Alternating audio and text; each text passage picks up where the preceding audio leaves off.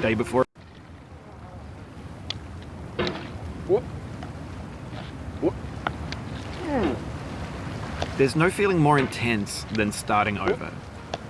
If you deleted your homework the day before it was due, as I have, or if you left your wallet at home and you have to go back after spending an hour in the commute.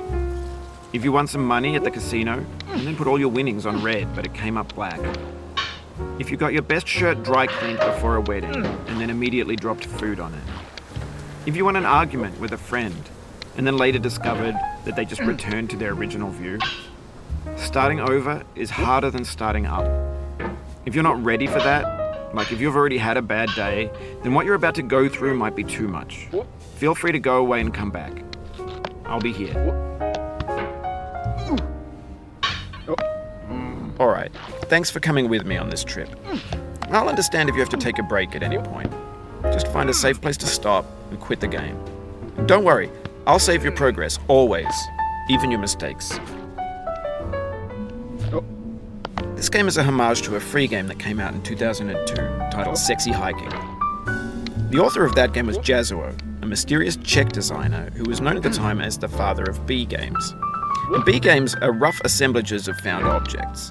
Designers slap them together very quickly and freely, and they're often too rough and unfriendly to gain much of a following.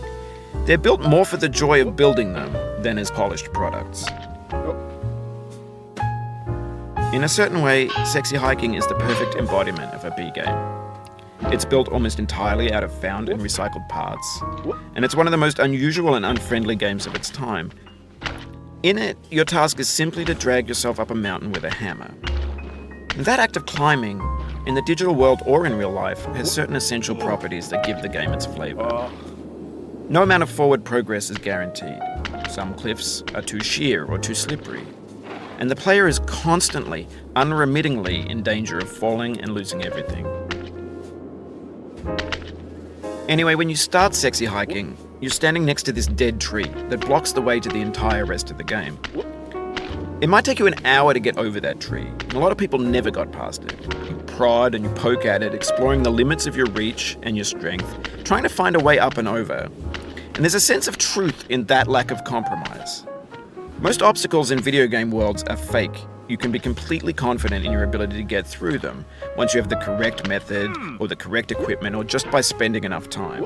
In that sense, every pixelated obstacle in Sexy Hiking is real. The obstacles in Sexy Hiking are unyielding, and that makes the game uniquely frustrating. But I'm not sure Jazuo intended to make a frustrating game. The frustration is just essential